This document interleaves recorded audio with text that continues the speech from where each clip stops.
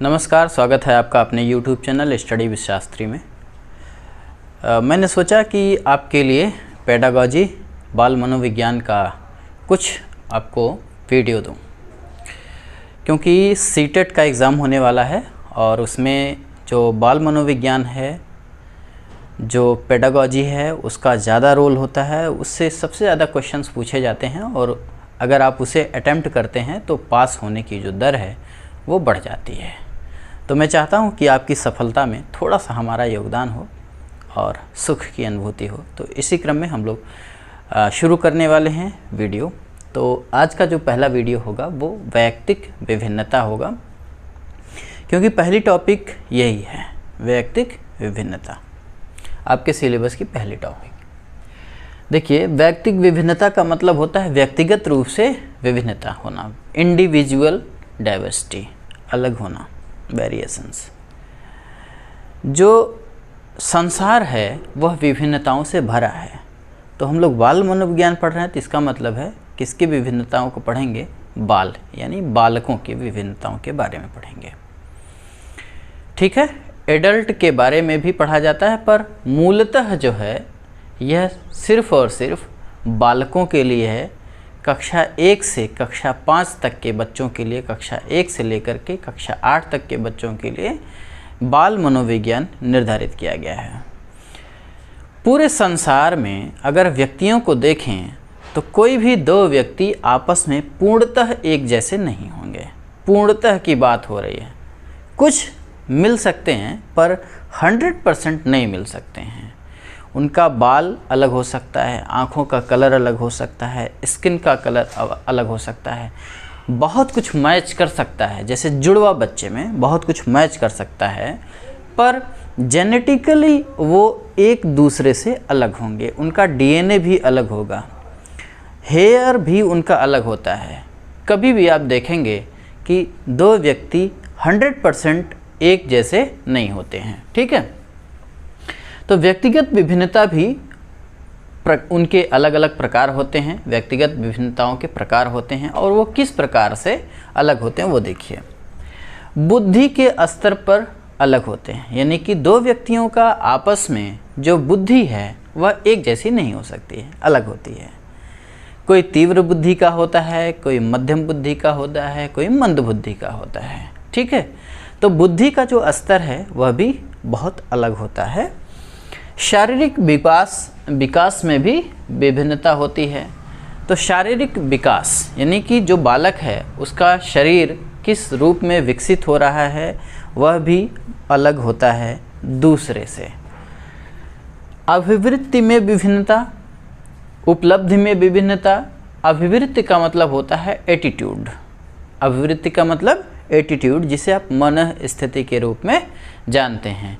उसको दूसरे रूप में हम लोग ये कह सकते हैं कि जिस व्यक्ति की अपनी जिस कार्य प्रणाली के द्वारा उसकी पहचान बन जाती है, वह जो पहचान होती है, जिस चीज़ से वो पहचाना जाता है, वही उसकी अभिवृत्ति होती है।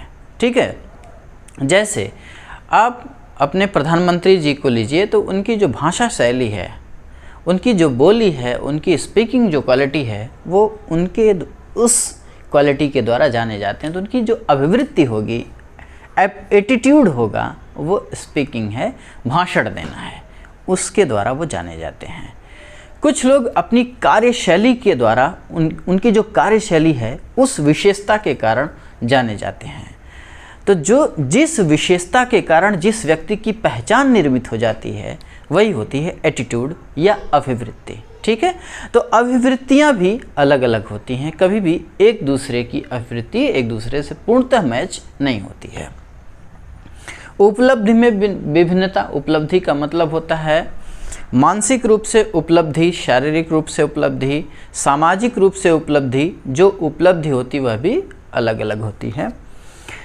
गत्यात्मक योग्यताओं में विभिन्नता। गत्यात्मक योग्यता का मतलब होता है यह मांसपेशियों से संबंधित है। व्यक्ति की मांसपेशी गत्यात्मक होती है। जैसे क्रिकेटर हैं, उनकी गत्यात्मक योग्यता, गत्यात्मक जो कौशल है वो सबसे अलग होती है। वह गेंद को देखते हैं और देखने के बाद उनकी मांसपेशियां ठीक उसी गेंद के अकॉर्डिंग जिस तरफ से आती है, जितनी एंगल से आती है, वो उसी तरफ उनकी हथेली, उनकी जो बाजू है, उनकी जो मांसपेशियां उधर घूम जाती हैं। ये होती है गत्यात्मक शैली, गत्यात्मक कौशल। यह भी अलग अलग होता है। जैसे आप रास्ते पर चल रहे हो और उधर से एक मोटर कार बहुत तेज़ी के साथ आ रही हो, उस टाइम पे आप बीच रास्ते में पहुंचे और आपने कंफर्म कर लिया कि मुझे इससे बचने के लिए किस तरफ जाना है, आगे जाना है कि पीछे जाना है कि दाएं जाना है कि बाएं जाना है। उस टाइम पे जस्ट आप कंफर्म हो और आप बच जाएं। यह हर बार वैसा ही होता है, आप बच जा रहे हो। ये गत्यात्मक कौशल होता है। जैसे आपने बहुत सारे बच्चों को देखा होगा सर्कस में कि एक रस्सी पर वो चलते हैं। आप जिम्नास्ट को देखे होंगे, वह भी वो गत्यात्मक कौशल, अपनी मांसपेशियों को इस तरीके से कौशल में ढाल लेते हैं कि वह एक गजब का कौशल होता है। वो होता है गत्यात्मक योग्यता। यह भी अलग अलग व्यक्तियों में अलग अलग रूप से होती है। लिंग विभिन्नता, लैंगिक विभिन्नता होती है। महिला पुरुष, इनमें भी बहुत सारे वेरिएशंस होते हैं जिनको आप अच्छे तरीके से जानते हैं। सामाजिक भिन्नता, सामाजिक भिन्नता का मतलब है जिस समाज में कोई व्यक्ति रह रहा है उसकी सामाजिक विभिन्नता अलग होगी, और दूसरे समाज में कोई व्यक्ति रह रहा हो तो वह भी उस व्यक्ति की तुलना में क्या होगा, अलग होगा। संवेगात्मक विभिन्नता का मतलब है कि एक व्यक्ति बहुत खुश है तो ज़रूरी नहीं कि दूसरा भी खुश हो, और एक व्यक्ति क्रोधित है दूसरा व्यक्ति भी क्रोधित हो, या क्रोध का जो स्तर है दोनों व्यक्तियों में एक समान नहीं हो सकता है, कुछ कम कुछ ज़्यादा। कुछ व्यक्ति गुस्से में कभी नहीं होते हैं, कुछ व्यक्ति को आपको देखेंगे तो कभी आपको उनके चेहरे पर खुशी जाहिर नहीं होगी। तो ये जो चीज़ें हैं ये संवेग है। सो संवेग भी कभी भी दो व्यक्तियों में एक जैसे नहीं होते हैं। ये सब जो आप देख रहे हैं विभिन्नताओं के प्रकार हैं। विशिष्ट योग्यता विभिन्नता होती है। यह भी जैसे कोई व्यक्ति किसी योग्यता को लेकर के अपने आप को समाज में साबित करता है, दिखाता है, तो ज़रूरी नहीं कि दूसरा भी व्यक्ति ठीक वैसे ही 100% उसी तरीके से अपनी योग्यता रखता हो। उसकी भी योग्यता वैसी हो सकती है लेकिन 100% वो मैच करे, ये कभी नहीं हो सकता है। यह व्यक्तिगत विभिन्नता का रूप है, प्रकार है। अब व्यक्तिगत विभिन्नताओं के क्षेत्र अलग अलग होते हैं। मानसिक स्तर के होते हैं, सामाजिक स्तर के होते हैं, संवेगात्मक स्तर के होते हैं और शारीरिक स्तर के होते हैं। तो शारीरिक स्तर की जो विभिन्नता है वह शारीरिक विभिन्नता होगी और गत्यात्मक विभिन्नता। मैंने आपको मांसपेशी के एग्जाम्पल बताया, गत्यात्मक विभिन्नता और शारीरिक विभिन्नता, ठीक है। मानसिक क्षेत्र से संबंधित जो विभिन्नताएं होंगी उसमें बुद्धि होगी, उपलब्धि विभिन्नता होगी, अभिक्षमता होगी। अभिक्षमता ये आपको मैं बता देता हूँ। अभिक्षमता विभिन्नता का मतलब है विशेष कार्य करने की जो क्षमता होती है उसको अभिक्षमता बोलते हैं। विशेष कार्य करने की क्षमता, खली को देखिए, वह अपने शरीर के माध्यम से, बल के माध्यम से विशेष कार्य करने की योग्यता रखते हैं। वैसी योग्यता दूसरे व्यक्ति में नहीं होती है। ऐसे ही पीटी उषा को देखिए, वह भी अपने शरीर के बल के अकॉर्डिंग एक अलग योग्यता रखती हैं, वह भी अभिक्षमता है।